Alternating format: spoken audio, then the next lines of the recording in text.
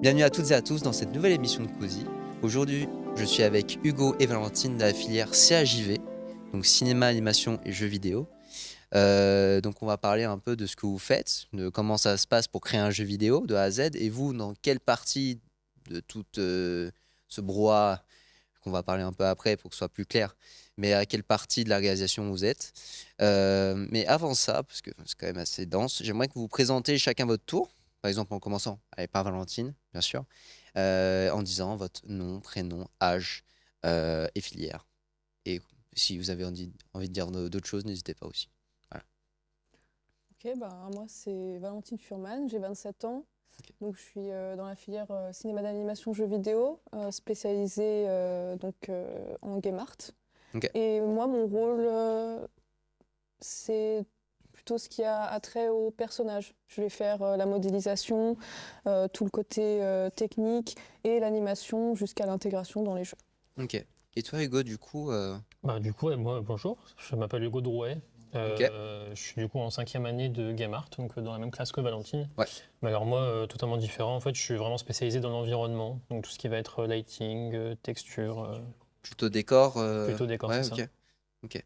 Donc on va voir après que vous êtes assez complémentaires, que vous faites pas la même chose, mais que l'un sans l'autre, votre travail ne sert à rien. Mais pour commencer, j'aimerais que un peu parler de ce qui s'est passé tout, enfin avant 3IS, avant vos études, donc votre enfance. Toi, par exemple, Hugo, euh, toi, tu viens pas d'Île-de-France. Ouais. Tu viens d'où Bah, d'ailleurs? moi, à la base, je suis né dans le nord de la France, mais en fait, j'ai fait mon école du coup quand j'étais tout petit, plutôt dans le sud, en région lyonnaise. Ok. Et c'est du coup après mon lycée que j'ai commencé à chercher un peu des études sup, où j'ai commencé à faire une fac d'art à Saint-Étienne. Ok. Et après cette fac d'art, du coup, enfin, après ma licence, donc je suis venu cette fois-ci en Île-de-France à 3IS pour me spécialiser vraiment dans la 3D, donc le game art. Ok. Et du coup, j'ai fait mon master. Et donc toi, la passion pour les jeux vidéo, ça date depuis tout petit ou c'est arrivé en dernière au cours Bah, moi, ça fait depuis très longtemps que je dessine. Depuis le Ouais. collège, j'ai toujours aimé ça. Après, je ne m'attendais pas du tout à faire du jeu vidéo. Mm. L'étoile, enfin, cette étincelle, on va dire, de passion du jeu vidéo, elle est vraiment arrivée en terminale. Quand, je pense que beaucoup de monde l'a vu, mais il y a une vidéo qui a été sortie par Riot Games qui montrait en gros derrière la behind the scene en gros de leur studio, Ok. où on voit du coup des équipes d'une vingtaine de personnes qui font des sketchs de personnages, qui les font après en 3D, qui les intègrent dans leur jeu, tout ça. Et en Ok. fait, on voit vraiment un milieu hyper passionné et hyper talentueux. Et donc ça m'a vraiment donné envie. Ok. Et avant ça, je pensais même pas que c'était possible quoi, de faire carrière dans le jeu vidéo. Ça me Ouais. paraissait tellement flou. Ouais, c'était pas un monde que tu connaissais Ah non, vraiment, clairement quoi. pas. Et d'ailleurs, toi, Valentine, c'est ce qui s'est un peu aussi. Enfin, tu dessinais aussi quand tu étais jeune et c'est un peu par là où tu as commencé. Ça, est-ce que tu Oui, peux c'est ça. Alors m'expliquer moi, comment ça s'est passé, quoi, toute moi cette du coup, évolution? moi, je viens de Bretagne, donc un peu à Ok. l'opposé. Et pareil, au niveau du collège aussi, où j'ai commencé à beaucoup dessiner. Après, j'ai vraiment tout misé dessus. Je suis allée Ok. en filière générale, SPR plastique, etc. Et je suis allée après mon bac, je suis allée dans une école où c'était très art traditionnel, etc. Je savais pas trop encore quoi faire. Mon rêve, c'était un peu de faire les cinématiques de Blizzard. Je me souviens, Ouais. World of Warcraft, Wars of the Lich King, c'était quelque chose pour mon petit cerveau à l'époque. Et donc j'ai fait 2 ans là-bas. Et après, j'ai fait une pause. Et j'ai trouvé 3IS plus tard, que j'ai Ok. rejoint directement en 2e année, parce que j'avais déjà acquis pas mal de compétences Ok. quand j'étais dans notre école. Et donc je suis arrivée ici et voilà, bon là j'ai commencé à apprendre la 3D, etc. Parce que tout ce que je faisais avant c'était vraiment sur papier. Ouais. J'avais touché un petit peu sur l'ordi, mais c'était plus Et récréatif. qu'est-ce qui a fait que tu es passé du dessin au jeu vidéo? Est-ce Bah, là-bas qu'il... je suis arrivée pour faire de l'animation 2D parce que bah, D'accord. je faisais du dessin quoi. Et puis bah, justement faire des cinématiques et Ouais. vraiment voir les grosses créatures qui bougent en jeu, Ouais. etc. Je me dis, j'aimerais vraiment faire ça. Et du coup, j'ai décalé en jeu vidéo 3D pour faire ça, justement. Et donc, que vous êtes rentrés tous les deux en filière Game Art. Euh, c'est pas la seule filière qui est en CAJV. Est-ce que vous pouvez m'expliquer un peu, c'est quoi les différentes filières qui composent la CAJV? Parce que vous, au final, toutes ces filières travaillent ensemble, un peu ensemble. Vous vous expliquerez un peu Ouais. plus après. Mais voilà, c'est quoi un peu ces différentes filières ça pourrait peut-être intéresser des jeunes qui veulent, pourquoi pas, faire un métier dans le jeu vidéo, par exemple. Bah, on a le côté. En fait, ce qui est très séparé, c'est le côté cinéma d'animation et jeux vidéo. Ouais. Parce qu'en soi, on fait un petit peu la même chose, mais on n'a pas du tout les mêmes contraintes ni les mêmes pipelines, pour ainsi dire. Ok. Et donc, en cinéma d'animation, il y a une spécialisation plutôt animation 2D ou animation 3D. Ok. Et en jeu vidéo, nous, on sépare plus donc game art, tout ce qui va être le côté artistique, et Ouais. game design, donc tout ce qui va être mécanique de jeu, Ouais. création de la narration, etc. Ok. Et donc, par exemple, pour créer un jeu vidéo, comment ça se passe vraiment de A à Z, toutes les étapes, et aussi, vous arrivez à quel moment dans ces différentes étapes? En fait, ça dépend vraiment de l'ambition du projet et de la taille d'une équipe. Mais on va dire que pour un projet parfait, à la base, il y a 3 métiers principaux, on va dire. Tu as le game designer, qui est donc vraiment à l'origine d'un projet en général, qui va proposer un pitch. Donc avec des mécaniques très simples, il va décrire très simplement ce qu'on va faire dans le jeu. Ok. Euh, et donc pour faire du coup un prototype de ce jeu, pour que le jeu du coup soit jouable, uniquement jouable, hein, pas Ouais. agréable, pas beau, pas satisfaisant, uniquement jouable, il va avoir besoin d'un programmeur. D'accord. Donc une fois qu'il y a le game designer et le programmeur qui ont fait leur prototype, là maintenant il va falloir faire un peu rêver les investisseurs et arriver un peu à visualiser à quoi ça va ressembler plus tard. Donc il va falloir quelqu'un pour conceptualiser tout ça. Donc c'est un concept artiste. Là, donc ça va être une personne qui va commencer à faire des croquis, à faire des références de lumière, à faire du coup des concepts, quoi, et qui va commencer à imaginer un peu le monde, Ok. mais toujours en 2D. Donc ça va être des illustrations, ça va être peut-être des backgrounds pour plus tard, peut-être un peu de publicité, mais voilà, c'est que de la 2D. Donc ça, c'est la pré-production. Une fois que tout ça est fait et que le projet est validé, ça part en production. Et donc là, en production, on va avoir, là c'est là où avec Valentine on va rentrer par exemple, où il va y avoir une personne qui va créer le personnage, qui va l'animer. Dans mon cas, du coup, moi je vais remplir l'environnement, je vais remplir le prototype qui a été fait auparavant. Plus tard, il va y avoir les sondiers, donc les sound designers qui vont arriver, qui vont donner un peu plus de vie, les FX artistes qui vont faire des effets pour habiller encore plus le gameplay, tout ça. Ok.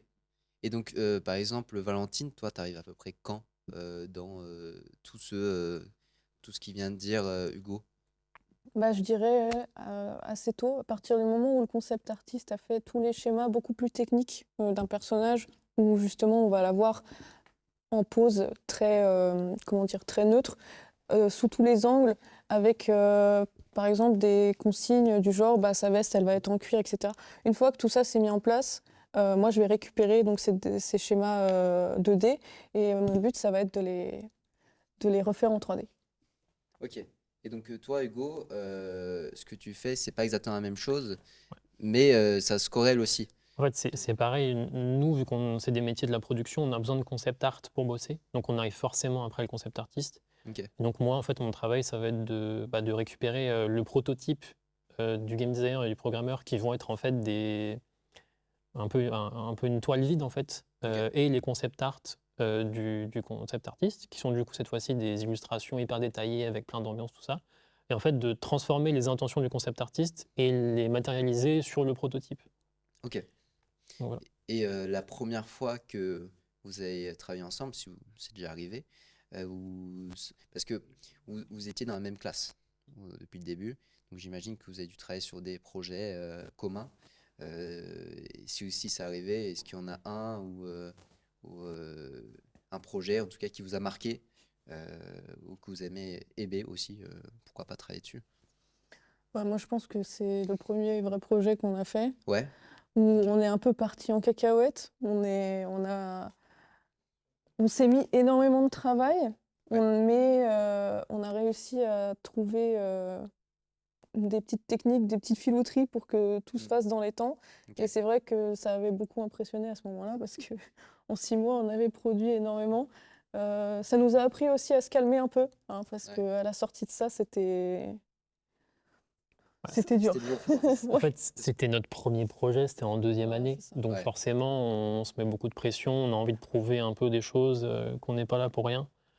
Donc oui, je pense que le premier projet, c'est toujours quelque chose, mentalement, c'est beaucoup de pression qu'on se met nous-mêmes, ouais. Puis j'imagine que peut-être 6 mois, c'est peut-être un peu court pour faire un jeu vidéo. Je sais pas trop comment ça marche, mais Ah oui. par exemple, faire un film, bah, ça peut prendre 2 mois ou alors 3 ans.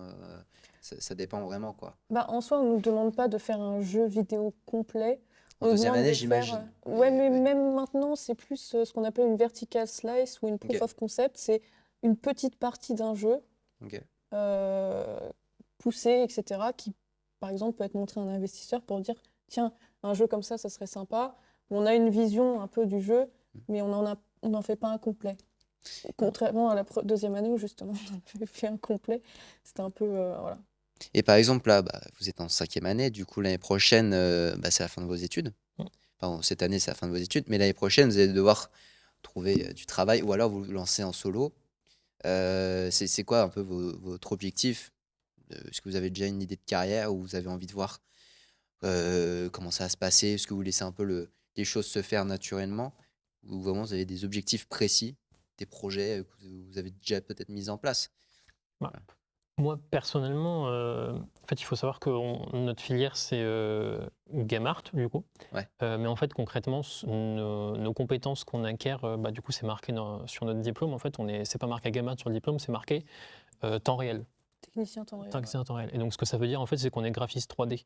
ouais, Mais en fait, en graphiste 3D, on peut bosser dans plein de domaines. On a des profs qui font des textures pour Louis Vuitton, par exemple, qui font de la publicité, donc. ok, ouais, On a des profs qui vont bosser dans la publicité, dans la simulation, par exemple.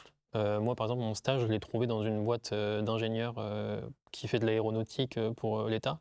ok. Rien à voir. Mais en fait, c'est des compétences dont on a besoin dans plein de domaines et qui parfois donc, sont hyper demandés, peut-être même mieux payés que dans le jeu vidéo. Ah oui, ok. Donc, en fait, quand on va dans un milieu dans une boîte de jeux vidéo, en fait, on est entre guillemets entre graphistes 3D, donc on n'est pas un spécialiste, c'est normal pour la boîte.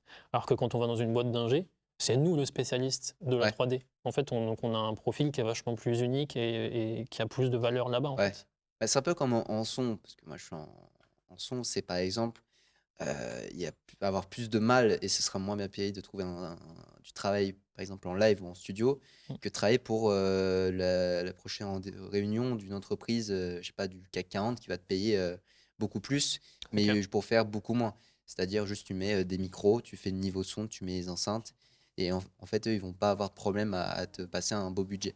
C'est un Mm. peu pareil quoi, Ouais, si c'est on clair. peut corréler les deux. Et sinon, moi ce que je me suis dit, c'est quand vous avez un projet sur la table, est-ce que vous êtes quand même assez libre de pouvoir faire un peu mettre votre patte pour pouvoir présenter un projet assez personnel, même si vous avez des directives?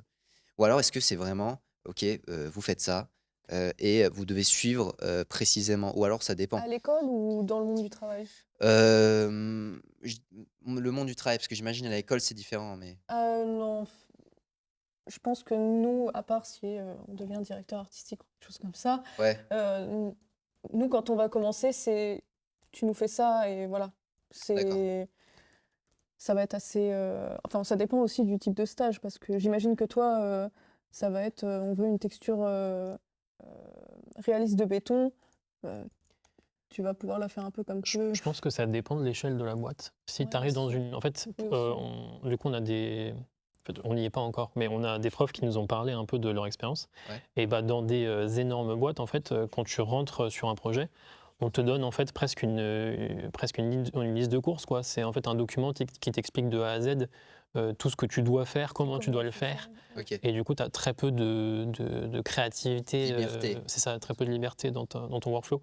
Ouais, Alors que je pense dans une plus petite boîte, en fait, on te demande de faire des trucs, mais on te dit pas comment les faire. Et le plus rapidement tu les fais, le mieux c'est. d'accord. Donc je pense que ouais, plus gros est la boîte, moins gros c'est la liberté, je pense. C'est aussi parce que plus gros est la boîte et plus le travail est divisé entre plusieurs personnes. Dans une petite boîte, ça peut être, en tout cas pour moi par exemple, ça peut être comme à l'école, où je vais faire la modélisation, je vais faire le rig, je vais faire l'animation, je vais faire l'intégration. Là forcément, c'est un peu moi qui fait ma tambouille pour arriver au résultat final, alors que dans une grosse boîte, ça va être que la modélisation, que la texture, que le rig, et pour que ça aille bien avec la personne d'après, je dois respecter une liste de règles pour que la personne d'après, elle ait ce qu'il faut directement et que ça enchaîne, quoi. Et est-ce que vous avez des projets que vous voudriez faire à côté, par exemple, créer un jeu vidéo tout simplement, ou faire des croquis, ou je sais pas, un truc peut-être plus personnel parce que si vous voulez travailler dans une grosse boîte, je sais pas si vous avez envie ou pas, mais peut-être faire des croquis à côté, ça pourrait être peut-être plus quelque chose de plus expressif en tout cas que, que le travail de base. En fait, les projets perso, c'est hyper important. En fait, on est obligé d'avoir une sorte de travail de veille permanent pour, forcément pour nous, pour nous épanouir, parce que sur notre travail, c'est pas toujours ce qu'on aime faire et ce qu'on veut faire, surtout au début. Et puis même en fait, faut tout le temps s'améliorer. C'est un milieu qui est par essence compétitif. Donc c'est pas non plus. Faut presque être le meilleur tout le temps, quoi. Sinon, il y a peu de chances qu'on trouve du taf. Donc non, il y a comme une pression constante. Donc c'est un peu un équilibre. Faut arriver à faire des projets perso qui à la fois t'épanouissent, mais aussi t'aident plus tard pour ton portfolio, tout ça. Donc, Et puis parfois même, quand on travaille dans des grosses boîtes, on va avoir des NDA. C'est quoi, des NDA? Je sais plus le nom. Faut expliquer un peu, parce que c'est des mots un peu techniques, C'est quoi compliqués. déjà l'acronyme? Non-disclosure agreement, exactement. Parfois, ça peut être jamais tu as le droit de montrer ce que tu as fait, ou d'autres fois, ça va être 2-3 ans après la sortie. Donc, il faut quand même qu'il y ait des choses récentes dans ton portfolio. Si jamais, une fois que tu as fini ton travail dans cette boîte-là, il faut en trouver une autre. Il faut quand même travailler à côté parce que il y a plein de choses que tu pourras pas montrer, quoi. Ok. Et je voulais savoir aussi, j'avais une question, parce que je m'y connais pas trop, j'avoue, je suis pas un gamer, etc. Mais ce que j'ai remarqué ces dernières années, c'est une montée, que ce soit en termes de budget, en termes de culture, en termes comment dire, de réussite des jeux vidéo dans notre quotidien, et qu'il y a de plus en plus de gens qui y jouent. Euh, pour- Comment vous pouvez expliquer ça? Est-ce que, parce qu'il y a de plus en plus d'événements, il y a de plus en plus de compétitions, il y a des équipes maintenant. Est-ce que vous avez une idée un peu de pourquoi on en est arrivé là? je pense que déjà, les téléphones ont joué un très gros rôle là-dedans. Ok. Faut savoir que les jeux qui sont le plus joués actuellement, c'est les jeux mobiles en fait. Ouais. Donc je pense qu'à l'époque, tout le monde n'avait pas forcément accès à un PC, à un écran sur lequel on pouvait avoir des jeux. Avant, il fallait vraiment acheter une console qui avait pour unique objectif d'être un outil de jeu. Là, je pense que le téléphone, c'est vraiment une grosse passerelle qui peut Et c'est aussi te faire entrer dedans, quoi. l'accès facile à Internet, la dématérialisation et le côté très sociable des jeux maintenant qui ont fait que... Avec le multijoueur, par Voilà, exemple. c'est ça, le multijoueur et le compétitif, forcément, je pense que tout ça, ça a fait que ça a explosé. Et c'est aussi un médium où on a énormément de liberté sur ce qu'on veut raconter et en plus, on implique le joueur dans cette histoire et ça, je pense que c'est quand même... Puis c'est de plus en plus réaliste. Il y a de plus en plus de budget, par exemple, quand je prends l'exemple de GTA 6, qui va coûter plus 1 milliard, ou je sais plus, 1 milliard et quelques dans mon souvenir, mais qui a voilà, un énorme budget qui paraît un peu délirant. Mais il y a quelques années, j'ai jamais vu de jeux qui coûtaient aussi cher et qui ont autant d'attentes aussi, parce que GTA maintenant, c'est plus juste un jeu, c'est culturel. Même en tant que non-gamer, je le vois, des réactions des gens qui disent moi je vais prendre des vacances juste pour pouvoir jouer à GTA, qu'il y, quelque chose, il y en a, ils ont percé comme pour Fortnite sur YouTube grâce à GTA, à des jeux vidéo. Vraiment, c'est devenu quelque chose qui est ancré dans notre quotidien. Et même si on ne joue pas aux jeux vidéo, on connaît la plupart du temps quand même quelqu'un qui joue aux vidéos, qui aime bien. Ou même juste jouer, maintenant, je vois les parents dans les métros, etc., jouer aux petits jeux sur le téléphone. Ouais. Alors qu'avant, c'était un peu plus pour les gamins, on va dire ça. Je mets des gros guillemets, mais c'était plus vu comme ça. En tout cas, j'ai l'impression. Bah, c'est vrai qu'à l'époque, les jeux étaient vraiment majoritairement faits pour c'est ça, pour les enfants. C'était quelque chose de récréatif et qui Ouais. était plus vu comme un jouet, en fait. Ouais. Surtout avec les salles d'arcade, tout ça, à l'époque, c'était ça qui avait un aspect vachement plus social aussi que. Bah, on l'a quand même, hein, mais c'était Ouais. social IRL à ce C'est ça, moment-là. C'était vraiment, on se voyait, mais C'était des points de maintenant, ralliement. ouais, En fait, maintenant, je pense c'est qu'il y a eu, social, il y a eu chez plusieurs soi. étapes. Ouais. Et vous, pour terminer, c'est quoi un peu votre avis sur le futur du jeu vidéo? Comment vous voyez la courbe? Est-ce que vous pensez que ça va continuer à se développer ou qu'on arrive à un point où ça devient mature, où il y a trop d'investissement, où il n'y a pas besoin d'autant, ou est-ce que ça va continuer? Ah là là. Il y a pas- J'imagine que c'est un peu compliqué comme C'est question. un mais- marché vivant, en fait. Tant qu'il y aura des gens pour jouer, il y aura des gens qui vont en faire. Pour moi, c'est aussi un peu un moyen d'expression. Ouais. Il y a beaucoup de jeux, comme GTA par exemple, qui sont des jeux faits pour la grande masse, qui sont totalement différents de jeux, par exemple, des jeux indépendants qui sont plus des moyens d'expression où ça raconte un peu une histoire, qui sont vachement plus personnelles. C'est tellement vaste comme domaine que pour moi, Ouais, ça sur pourra pas trop Nombre s'arrêter. Steam, il y a des milliers de jeux, Mais du et coup- dont certains dont on n'entend pas parler. Ouais. Mais Mais vous pensez quand même que ça va continuer à se développer?